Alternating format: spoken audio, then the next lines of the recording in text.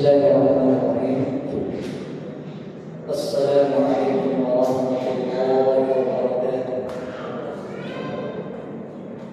Innal hamdalillah nahmaduhu ta'ala wa nasta'inuhu wa nastaghfiruh wa na'udzu billahi min shururi anfusina wa sayyiati a'malina. Man yahdihillahu fala mudilla lahu wa man yudlil fala hadiya lahu. Asyhadu an la ilaha illallah wahdahu la syarika lahu wa asyhadu anna Muhammadan 'abduhu wa rasuluh. Allahumma shalli 'ala nabiyyina Muhammadin wa 'ala alihi wa ashabihi wa man ihtada bihudahum ila yaumiddin. Ya ayyuhalladzina amanu taqullaha haqqa tuqatih wa la tamutunna illa wa antum muslimun. Ya ayyuhan nasu taqu rabbakum alladzi khalaqakum min nafsin wahidah wa khalaqa minha zawjaha wa batha minhuma rijalan katsiran wa nisaa. Wattaqullaha alladzi tasaaluna bihi wal arham innallaha kana 'alaykum raqiba. Ya ayyuhalladzina amanu taqullaha wa qulu qawlan sadida yuslih lakum a'malakum wa yaghfir lakum dhunubakum wa man yuti'illaha wa rasulahu faqad faza fawzan 'azima. Amma ba'd. Jamaah yang dimuliakan, dirahmati oleh Allah Subhanahu wa taala, di malam hari ini kita lanjutkan pembahasan kita, ta'lim kita dari kitab Al-Urjuzatul Mi'iyah Hali Ashrafil Bariyah karya Ibnu Abil Iz Al-Hanafi rahimahullahu ta'ala. Kita sudah sampai di bait ke-37 dari 100 bait. Kata beliau, wal bai'atul ula ma'athnai asyara min ahli dhaibatin kama qad dzukira.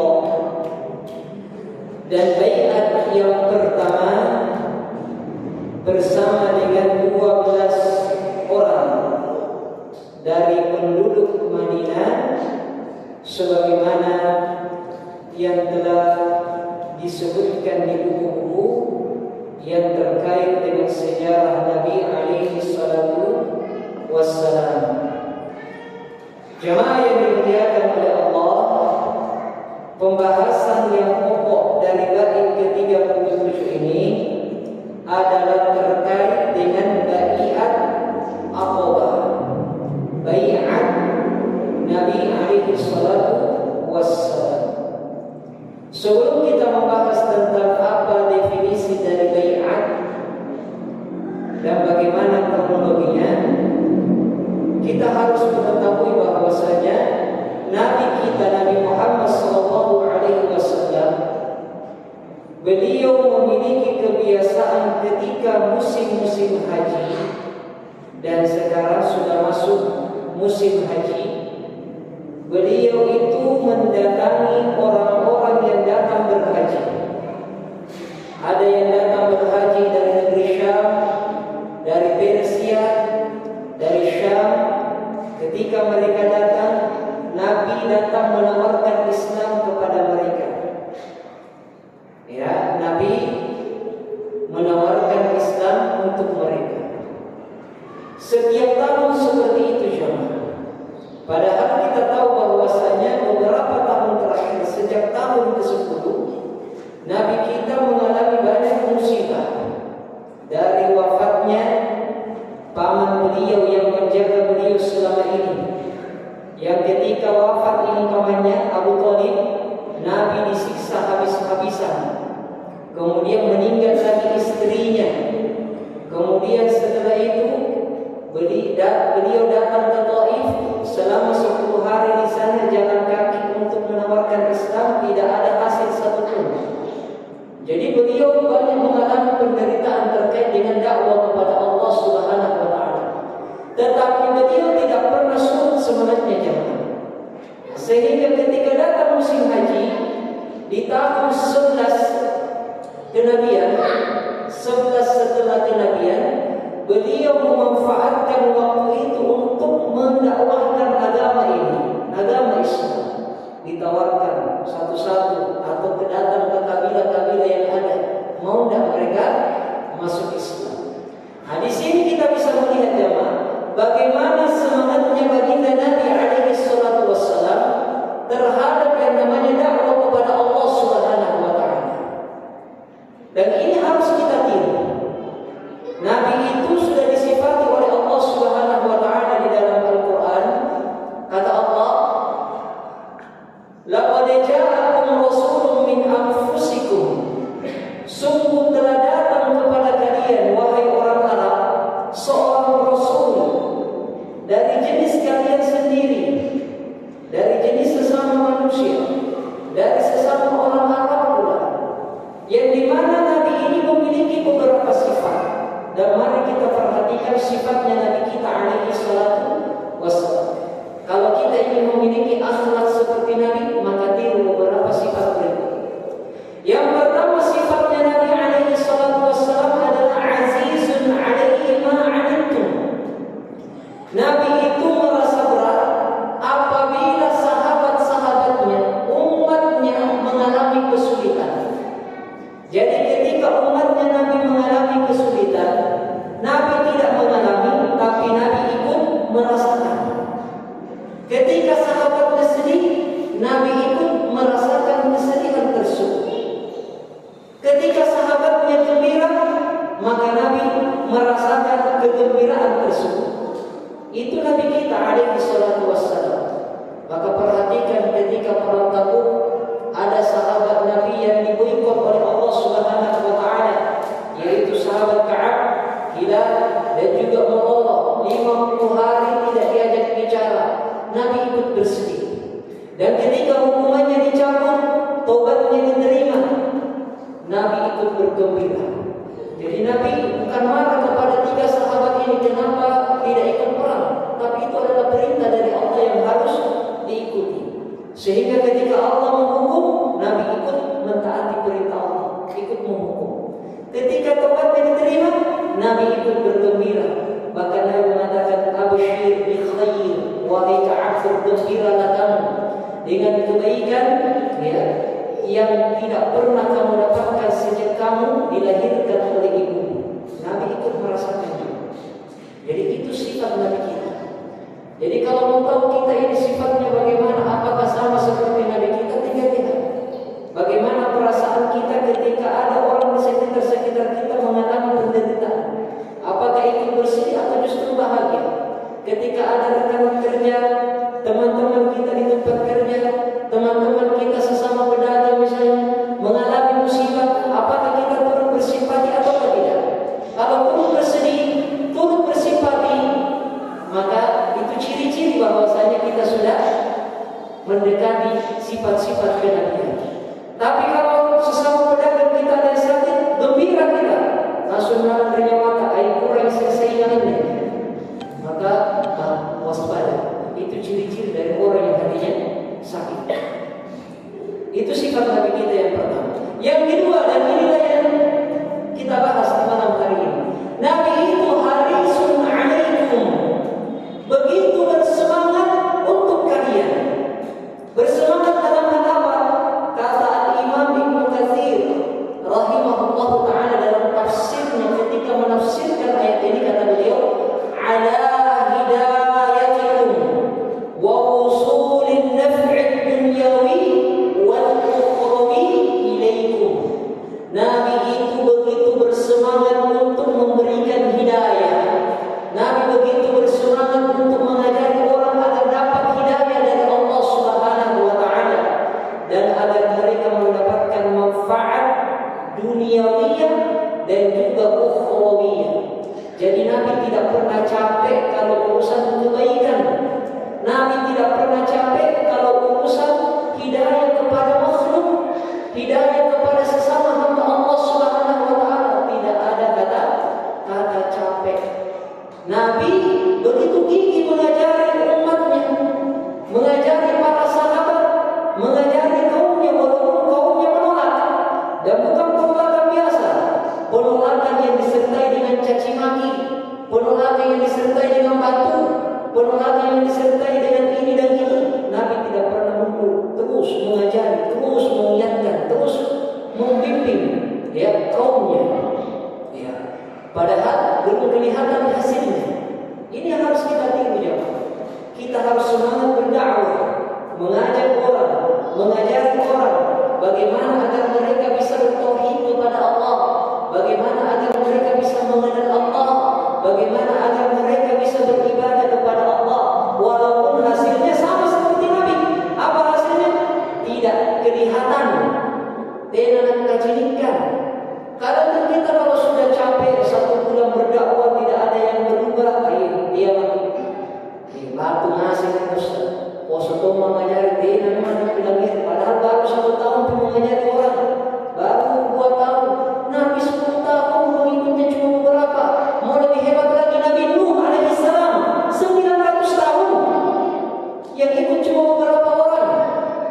Jadi konsep menyebarkan kebaikan, membimbing umat itu harus didasarkan seperti ini. Semangat terus, gigih terus, walaupun tidak kelihatan hasilnya, walaupun kadang kita tidak merasa dihargai.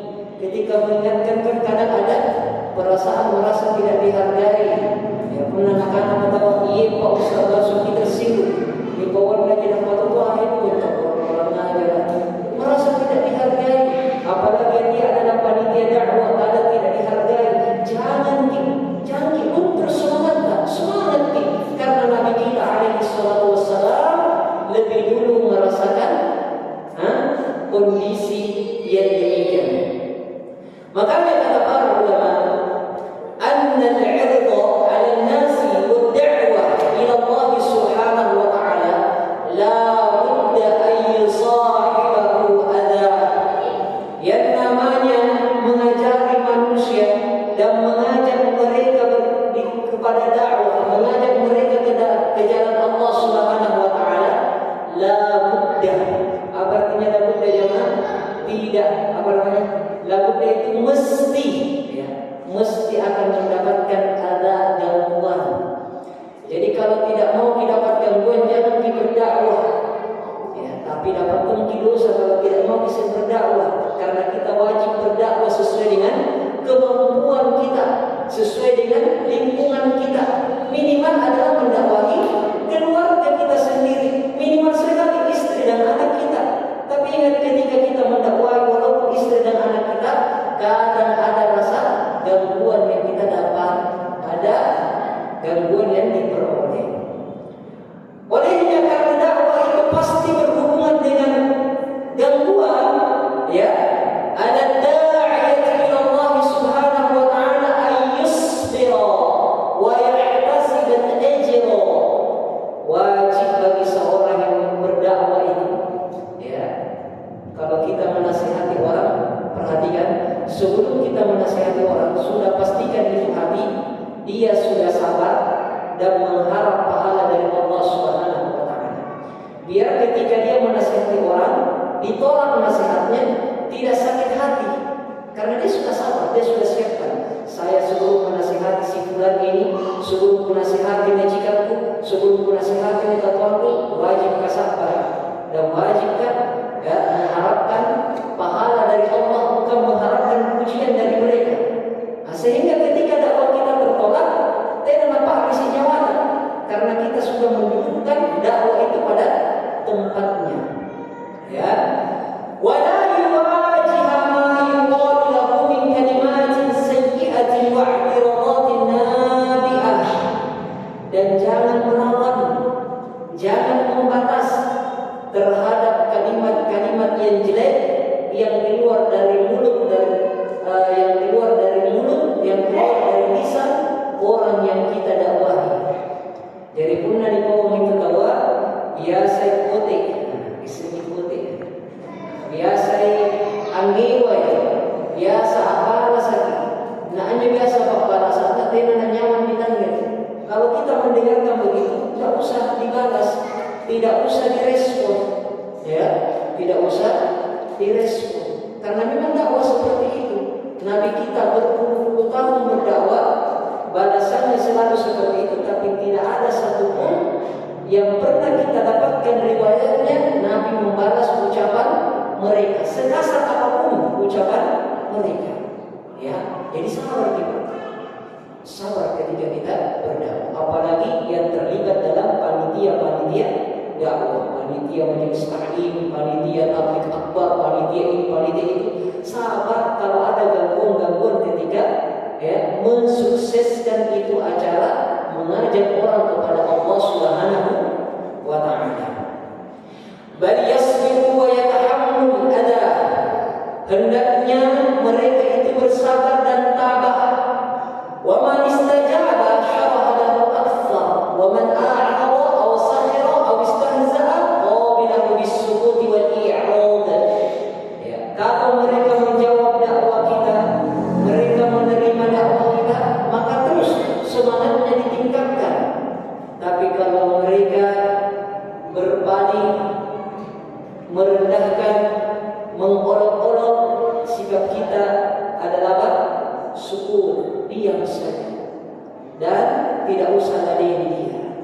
Diam saja, tidak usah ladeni dia. Itu bimbingan dari Allah Subhanahu wa taala.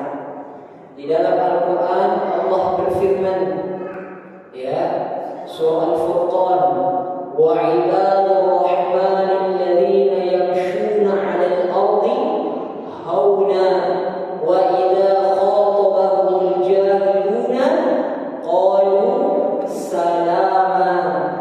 Allah Subhanahu wa taala berfirman, dan hamba-hamba Ar-Rahman. Jadi ini sifat ibadur Rahman, ciri-ciri hamba Allah yang Ar-Rahman. Mereka itu berjalan di atas muka bumi dengan penuh ketawaduan. Mereka berjalan di atas muka bumi, tidak ada kesombongan dalam hatinya, tidak ada rasa lebih baik daripada orang lain, tidak ada perasaan dia lebih soleh daripada orang lain, perasaan dia lebih mulia daripada orang lain. Pokoknya tawadhu dia, hauna, rendah hati, ya, merasa dirinya bukan siapa-siapa, merasa dirinya bukan apa-apa. Itu sifat ibadah Rahman. Kemudian yang kedua di dalam ayat ini, ketika orang-orang jahil, ya, ketika orang-orang jahil berbicara kepada dia dengan pembicaraan yang tidak bagus, pembicaraan yang mengandung kata-kata kotor, kata-kata kasar, ibadah Rahman menjawab dengan apa? Salama. Apa maksudnya salama? Mari kita dengarkan tafsirnya dari tafsir Imam Ibnu Katsir. Beliau mengatakan salama artinya adalah raddu ma'rufan minal qaul. Balaslah ucapan mereka dengan ucapan yang ma'ruf, dengan ucapan yang bagus, dengan diksi kata yang bagus, dengan penyampaian yang bagus. Itu kata Sa'id bin Jubair. Kata Ibnu Katsir juga, idza safiha 'alaihimul juhalu bis-sayyi lam yuqabiluhum 'alaihi bimithlihi. Kalau orang-orang bodoh itu, ya, melontarkan mencaci maki kamu, jangan kamu balas caciannya dengan cacian yang semisal. Jangan. Bal ya'fu wa yasfahu, akan tetapi maafkanlah dia. Akan tetapi apa? Maafkanlah dia. Wa yaquluna, ya, wa la yaquluna illa khaira, dan janganlah kamu mengucapkan sesuatu untuk merespon ucapan dia yang jelek ini, yang mengolok-olok ini, kecuali dengan khaira. Apa artinya khaira? Kalimat yang terbaik. Karena khair itu isim tafdhil, akhyar, yang terbaik. Ini bimbingan agama kita, jangan. Jadi sikap yang tidak pantas, apalagi di tahun ini sosmed, kadang kita berdakwah banyak yang komentari dengan kata-kata kotor, kata-kata kasar, saling lempar tuduhan, kadang terpancing dibalas. Ya, ini postingan tolong langsung dibalas, ikaw tolong, misalnya ini contoh, kan begitu jemaah. Ya, dakwah tidak boleh seperti itu. Dakwah itu seperti ini. Apa yang seperti ini? Tidak boleh merespon orang-orang yang jahil, orang-orang yang bodoh. Bodoh di sini bukan artinya tidak pintar jemaah. Saya ulang, bodoh jahil itu bukan artinya tidak pintar. Tapi jahil itu orang yang ngeyel. Ya, orang yang ngeyel. Orang ngeyel itu kadang pintar tapi apa sih? Apa artinya orang ngeyel? Ngeyel bahasa orang bodoh.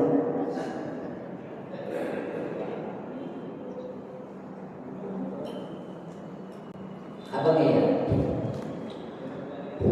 Dia bilang ngiri, ya, dia bilang ngiri.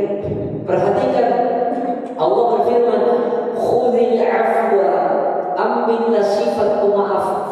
Ketika ada orang berbuat buruk kepada kita atau berbicara buruk kepada kita, Allah katakan apa? Khudhil afwa. Sikap pertama, ambillah sifat pemaaf. Maafkan mereka. Ya, jangan diambil hati. Kemudian lanjutannya wa'mur bil 'urfi. Tapi walaupun kamu bersabar, kamu berkewajiban mengajari mereka. Kamu menyuruh mereka kepada perbuatan yang baik. Dia berbicara kasar kepada kita, kita maafkan. Tapi ingat, sampaikan juga tegi bicara main jebodi. Tegi pengorban main ni. Tena baji. Ko pamupura begini tapi salah bicara tak diputira di hak misalnya. Itu namanya wa'mur bil 'urfi, perintahkan dia kepada kebaikan.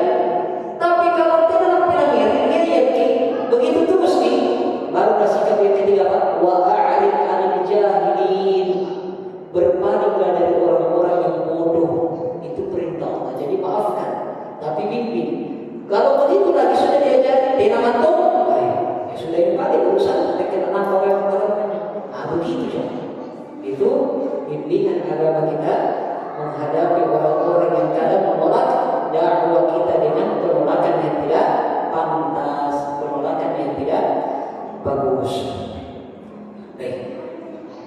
Jadi Nabi alaihi salatu wassalam ketika musim haji menawarkan Islam ini kepada orang-orang yang datang berhaji.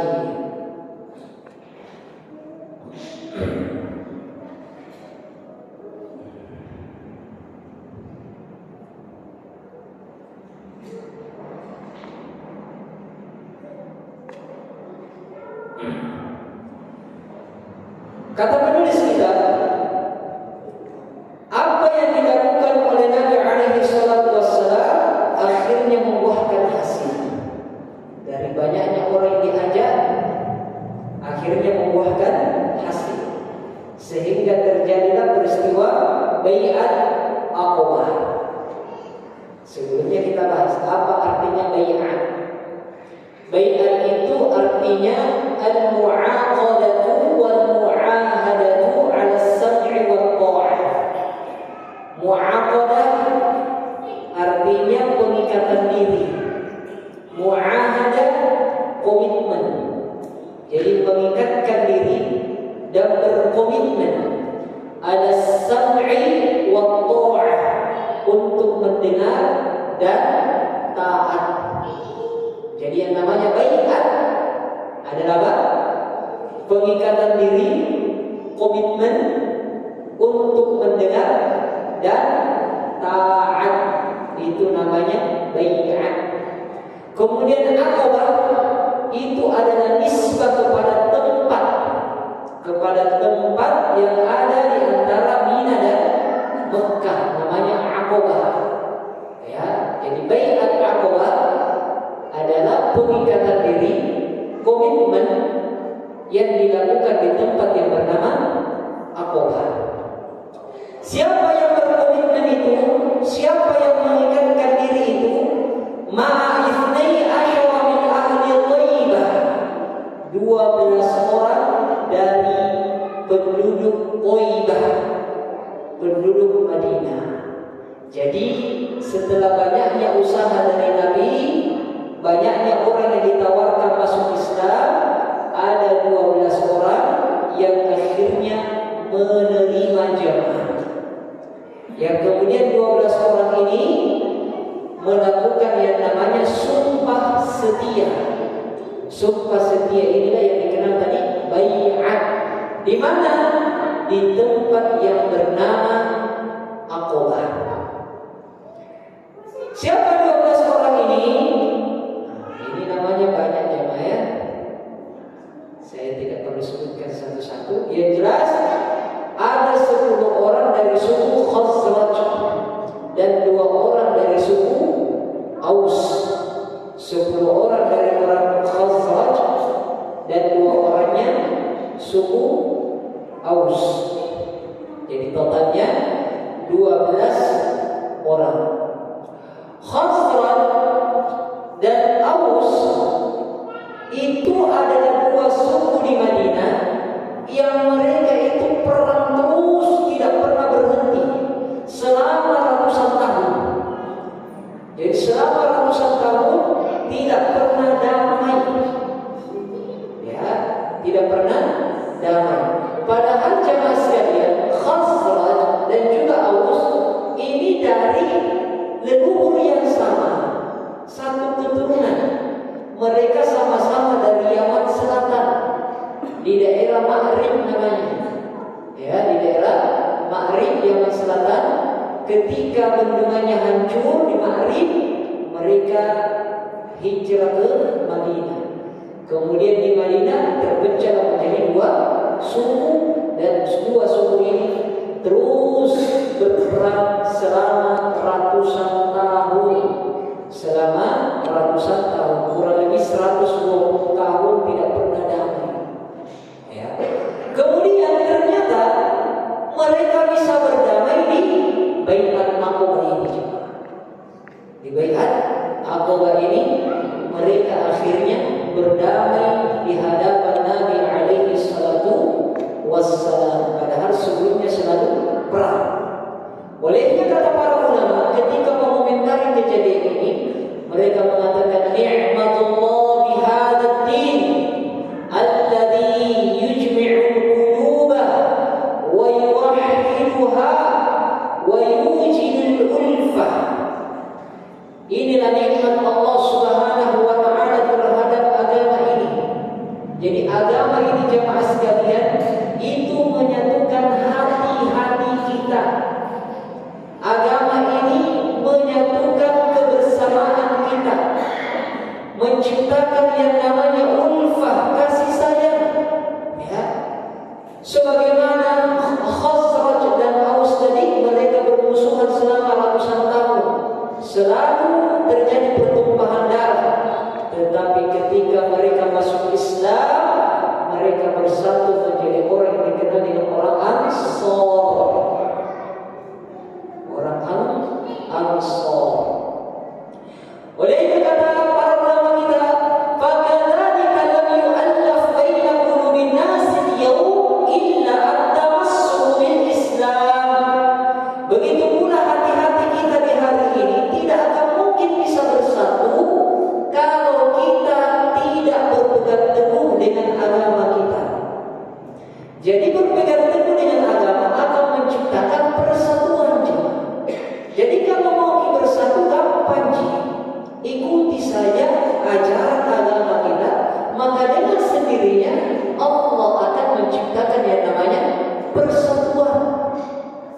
Nah, itulah Islam. Islam itu tidak mengajak kepada perpecahan. Kalau ada orang yang sukanya ribut terus, perpecahan terus, maka itu bukan ajaran Islam. Ajaran Islam itu dari awalnya menciptakan persatuan. Bayangkan ratusan tahun ini selalu berperang, ya, atas nama kesukuan. Pas datang Islam mereka bersatu. Mereka bersatu. Itu juga bisa terjadi dengan kondisi kita dimanapun berada, mau di Makassar, mau di ini, mau di Kalimantan, mau di Papua. Kalau ingin bersatu, maka tamassuk bidinil Islam, berpegang teguhlah dengan agama ini, agama Islam. Dan itu adalah karunia dari Allah Subhanahu wa taala. Kenapa Khazraj dan Aus bisa berperang selama ratusan tahun jemaah? Ada beberapa sebabnya. Dan ini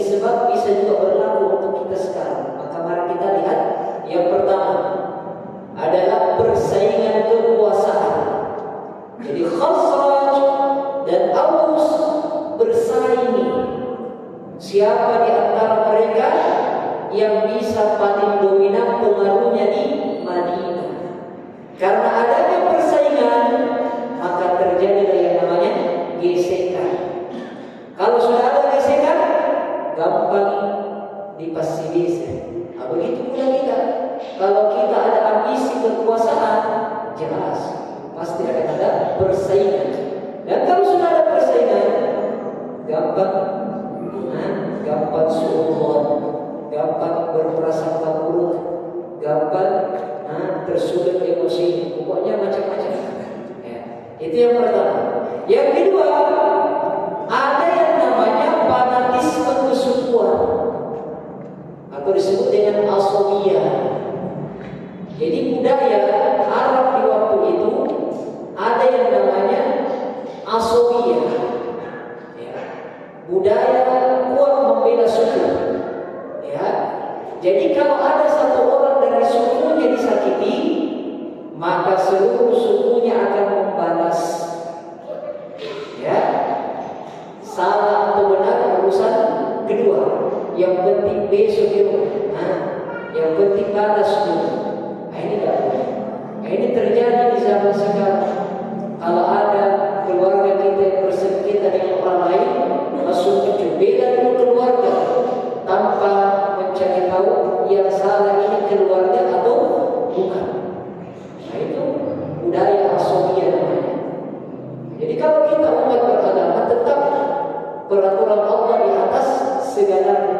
Walaupun keluarga karena Allah sudah menentukan seperti ini, ini perbuatan yang salah, ini perbuatan yang benar, maka kekeluargaan tidak boleh diutamakan dari ajaran tersebut. Agama dulu. Saya mengajak kembali kepada kisahnya Ka'ab tadi.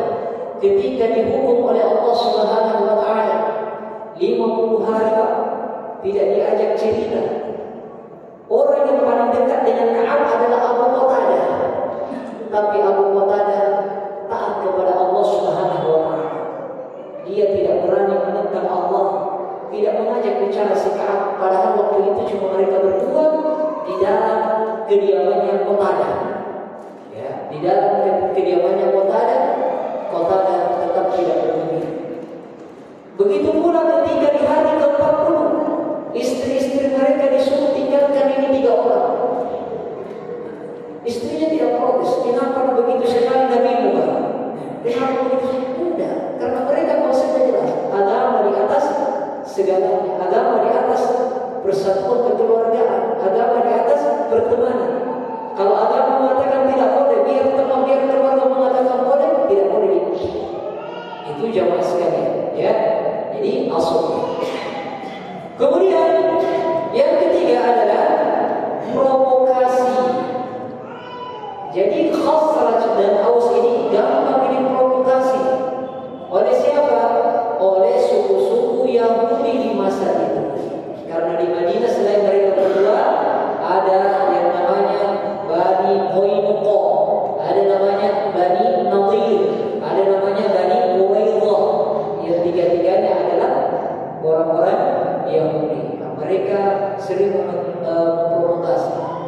Makanya kalau gampang kita provokasi, konflik itu hasil akhir. Konflik.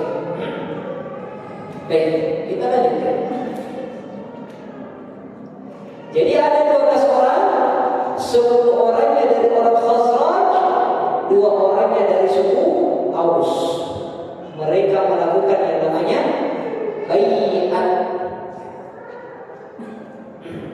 Mereka melakukan yang namanya bai'at. Sekarang, apa bunyi bai'atnya? Apa bunyi bai'atnya? Saya sebutkan ya. Diriwayatkan dari Ubadah ibn Samit. Bai'atnya di waktu itu kurang lebih bunyinya seperti ini. Allah nusyrika billahi syai'a. Wahai Rasulullah, kami berbaiat kepadamu. Apa isi baiat kami? Allah nusyrika billahi syai'a. Kami tidak akan pernah melakukan kesyirikan dengan sesuatu apapun. Ini pondasi. Ya, ini pondasi. Ini namanya tauhid. Kesyirikan itu atau tauhid itu punya dua rukun. Yang pertama al-isbat. Yang pertama an-nafy, meniadakan sesembahan selain Allah. Tidak ada sesembahan dulu. Kemudian yang kedua isbat, menetapkan hanya Allah yang berhak disembah. Ini kalau kita pahami dua ini, maka kita bertauhid insyaallah. Ya. Baik. Yang kedua, wala nusriqa. Kami tidak akan pernah mencuri. Wala nazni. Dan kami tidak akan pernah berzina. Wala naqtula auladana. Dan kami tidak akan membunuhi anak-anak kami. Wala na'tiya bi buhtanin naftarihi baina aydina wa arjulina. Wala na'siyahu fi ma'ruf. فإن وفيتم فلكم الجنة يا وإن وشيتم من ذلك شيئا فأمركم إلى الله إن شاء عذبكم وإن شاء غفر لكم. Lanjutannya adalah kalian senantiasa memerintahkan kepada kebaikan dan melarang daripada kemungkaran. Kalau kalian bermaksiat dengan apa yang kalian sumpahkan ini, maka urusan kalian dikembalikan kepada Allah. Kalau Allah berkehendak untuk menyiksa kalian, maka kalian disiksa. Dan kalau Allah tidak berkehendak, maka kalian tidak akan disiksa. Baik, jemaah yang dimuliakan oleh Allah Subhanahu wa taala. Itu bunyi baiat. Dalam sebuah riwayat dijelaskan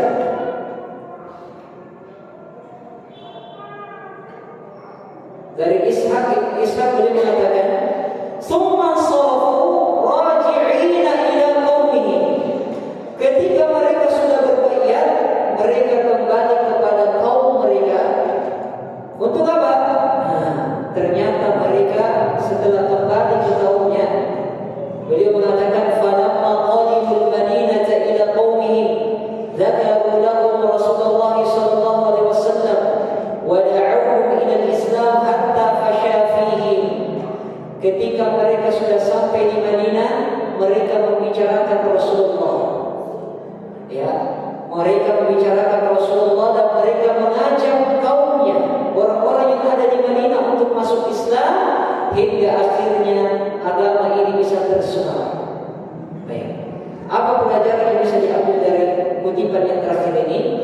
Adalah kewajiban berdakwah jemaah. Orang-orang ini 12 orang ini setelah membaiat Nabi alaihi salatu wassalam, mereka kembali ke Madinah. Apa setelah itu? Mereka berdakwah, mengajak orang untuk masuk ke dalam agama. Makanya saya bilang berdakwah itu hukumnya wajib. Wajib berdakwah, tapi ingat sesuai dengan kapasitas dan sesuai dengan kemampuan. Wajib berdakwah. Kata para ulama dalam kitab Fiqhus Sirah, "Walidzalika fa mas'uliyatul muslim." Maka atas dasar inilah kewajiban seorang muslim fi da'wah ila Allah Subhanahu wa taala mas'uliyatun 'azimah. Pertanggungjawaban seorang muslim terhadap dakwah kepada Allah itu adalah persoalan yang sangat 'azim, yang sangat besar. Wala yasihu minal muslim an yaktafiya bil qiyam bima yajibu 'alaihi min 'ibadat,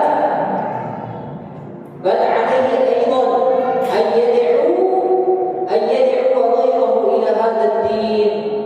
Maka tidak benar kalau seorang muslim itu hanya mencukupkan melakukan kewajiban ibadah saja. Yang penting sembahyang, yang penting tidak berdosa, yang penting kita taatkan. Urusan itu, mana tahu urusannya? Pun masalah itu. Bertanggungjawab di sana di akhirat. Pun nawa, ya tahu apa kaya kamu pusing. Itu tidak tentu yang begitu. Jadi kita beribadah kepada Allah, ternyata ada kewajiban tambahan, yaitu mengajak orang lain untuk melakukan hal yang sama, mengajak orang lain untuk melakukan ketaatan yang sama.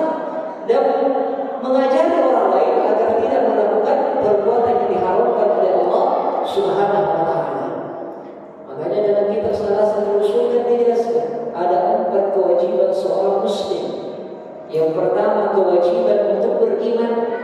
Kita harus beriman kepada Allah. Dan beriman ini tidak bisa kalau kita tidak punya ilmu dulu. Kemudian setelah beriman, setelah memiliki ilmu, setelah belajar apa ini agama, bagaimana kerangka-kerangkanya, kewajiban yang kedua adalah beramal. Beramal, amalkan dulu ilmu yang kita miliki. Setelah itu yang ketiga, berdakwah, mengajak orang, memimpin orang sesuai dengan kemampuan kita. Harus malah-malah, apalagi sampai dibaca ayatnya, maqatan 'inda Allah an taqulu ma la taf'alun.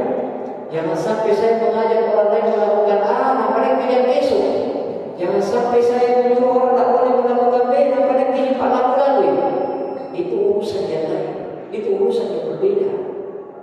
Ya, jadi jangan berpikir dakwah itu hanya dipikul oleh para ustaz, dipikul oleh orang-orang yang sudah suci dari dosa, dipikul oleh orang-orang yang tidak ada salahnya. Kalau begitu persepsi kita, pasti dapat ustaz melakukan kezaliman, pasti dapat ustaz melakukan kesalahan. Sudah ustaz ustaz salah-salah, ada ustaz juga Pak, sama seperti kita. Bedanya mereka punya sedikit ilmu dan aibnya ditutup oleh Allah. Tapi sebenarnya ustaz dan kita sama aja, sama-sama punya aib. Bedanya saya boleh cari cara dari mimbar kan kita enak. Makanya kalau bisa makin di mimbar pasti jadi ustaz kita. Ini jamaah sekalian bisa kita pelajari.